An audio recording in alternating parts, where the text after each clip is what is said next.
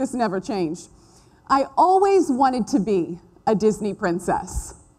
But here's the deal. I'm 5 foot 13 inches. I was not anyone's first choice to be Cinderella or Sleeping Beauty. So I did the only reasonable thing a woman of my size could do on her quest for the crown. I signed up for a beauty pageant. Now, this was a Mrs. pageant, which means that the majority of contestants were about age 30 and above. In prepping for the contest, which included a question and answer section, which allows the contestants to tell the judges about themselves, my pageant mentor asked me, "What do you think is the hardest part for contestants?" I thought. "Is it wearing that heavy ball gown?" "No," she said. "It's strutting the catwalk in high heels and not falling down." "No," she said. "I got it. It's the swimsuit competition." "No," she said, exasperated. "It's questions and answers."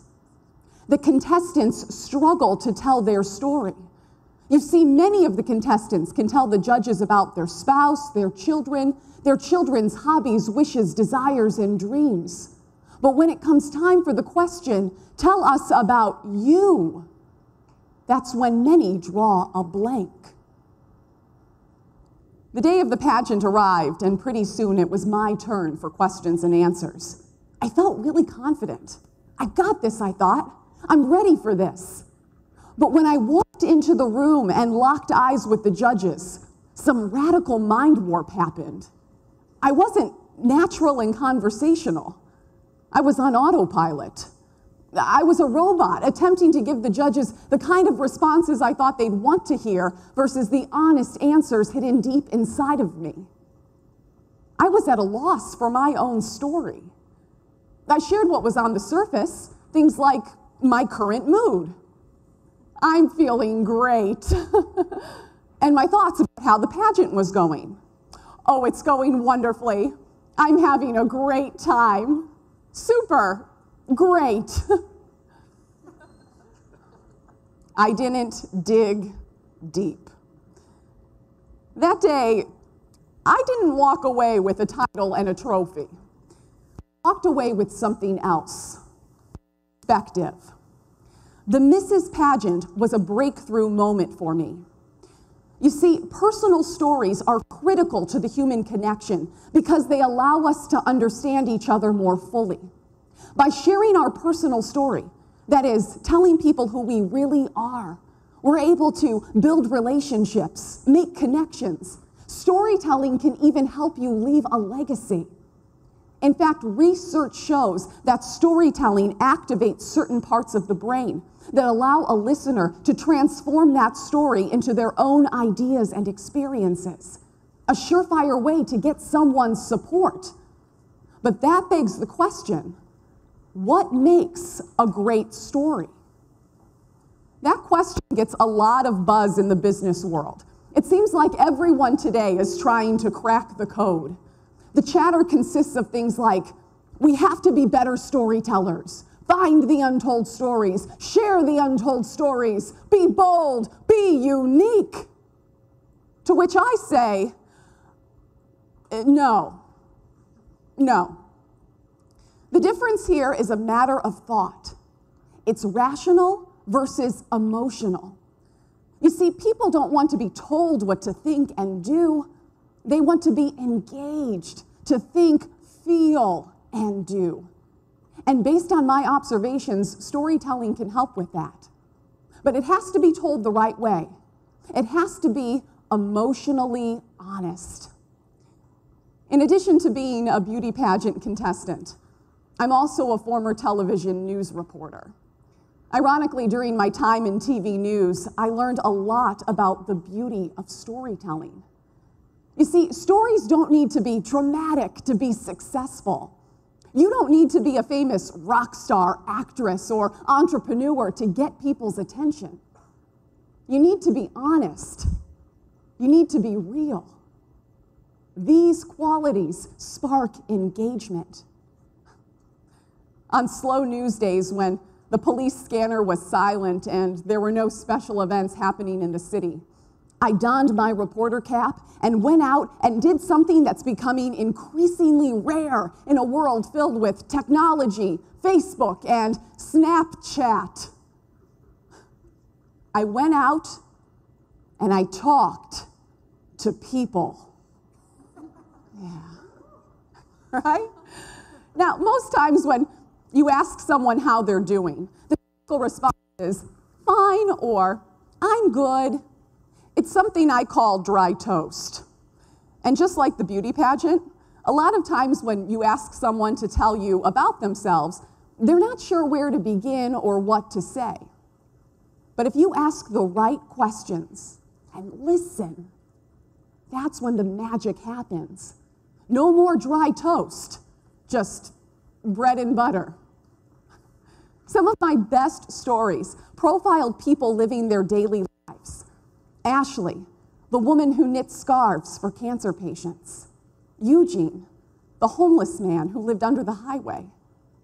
Daniel, the 11-year-old piano prodigy who learned the craft from his father, Steve. All of these people are fascinating. They come from different walks of life and share different perspectives, and yet there's something about all of their stories that we can relate to because we're human. You might not think you have a story to tell, but newsflash, you do. And it's that story, that personal experience living inside of you that someone else needs to hear. The other day I was at the grocery store, 2 o'clock Saturday afternoon. By the time I got to checkout, the line was so long, it stretched past the candy and gum racks, past the National Enquirers, and ended at the Last Chance DVD bin. Now, me being 5'13", that's 6'1", by the way, 5'13", I'm able to look over people's heads, and I caught sight of the cashier. I could tell she was tired, but she was doing her very best to deliver a positive guest experience to everyone she interacted with. By the time I got to the front of the line, I caught sight of her name tag, Cassidy. And I asked her, Cassidy, how are you doing today? She looked at me and said, fine. That's when I looked at the line of shopping carts behind me. Really? She laughed and said, well, to tell you the truth, I'm counting down the minutes till I get out of here. You see, I'm a freshman in college, and I'm studying to be an accountant, and I want to get home and finish my schoolwork. Well, we got to talking a little bit more, and I could tell Cassidy was really good with numbers, especially after witnessing her price check on my half-pound of strawberries. Okay, gummy bears. Before moving down to school to go to college, Cassidy worked at a donut shop in downtown Chicago. And every day at 8 a.m., a woman would come in and order the same thing, a medium coffee with cream. Never a donut, never a bagel, but just a medium coffee with cream. And it was like clockwork. Clock hits 8 a.m., in walks the woman each day, medium coffee with cream. Well, the days go by, and finally the end of summer rolls around. Clock strikes 8 a.m., in walks the woman, medium coffee with cream. Cassidy hands her the beverage and says, it's been a pleasure serving you, but today is my last day. And the woman said, oh no, I'm so sorry to hear this. I've always enjoyed being helped by you. Where are you going? And Cassidy said, well, I'm going to college. I'm going to study to be an accountant. The woman opens her purse and pulls out a business card. She hands it to Cassidy and says, well, it just so happens I work for an accounting firm in downtown Chicago. You study hard in school and give me a call. We're always looking for top talent.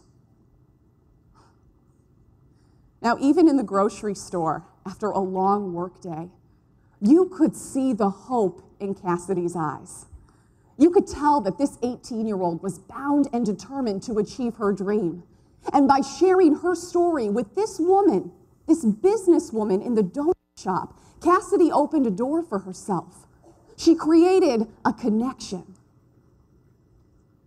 I left the grocery store that day, but this story did not leave me, because it speaks volumes about the storytelling magic that happens when we listen, ask questions, and speak honestly. Your next opportunity could be right around the corner, but it's up to you to think about your life and the kinds of stories you want to tell. To help with this process, I'd like you to ask yourself a few questions. First, what brings me joy?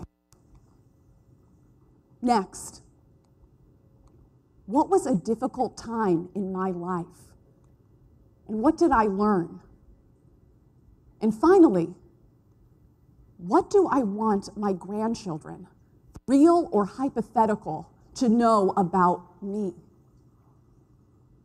Take time to consider these questions in the quiet moments of your life. Knowing your story will help guide you. Sharing it can help guide others. When I think about these questions, I know that people bring me joy. I'm always going somewhere, doing something, trying something new, and it's because I find people so intriguing. I love meeting them. They bring me joy. And when I think about a difficult time in my life, for me, it was figuring out what to do with it. I graduated college in the time of the recession and went through job after job after job, searching for opportunities, trying to find myself, going to different theater auditions, until I finally paved my way into a communications career. And when I think about all of those struggles now, I know that they built character. They made me stronger. All of us have a unique story to tell, but it's up to us to persevere, to fill the pages of our own storybook and not anyone else's. I think back to the beauty pageant. I wasn't quite sure how to express my story at that time. But since then, I've learned to pause and reflect and to think about the kinds of stories I want to be telling others. I want you to do the same. I want you to have those breakthrough moments that allow you to create connections, build relationships, or leave a lasting legacy. A little girl was in the bookstore with her mother when she spotted a book about agriculture. "Mommy, can I get this one?" Her mother smiled and said, "Agriculture? But I thought you wanted a book about baking instead." "No, I want this one because it reminds me of Grandpa and the stories he told me about growing up on the farm." Newsflash, your stories are beautiful gifts, gifts that can last a lifetime. Share them generously with others. Thanks.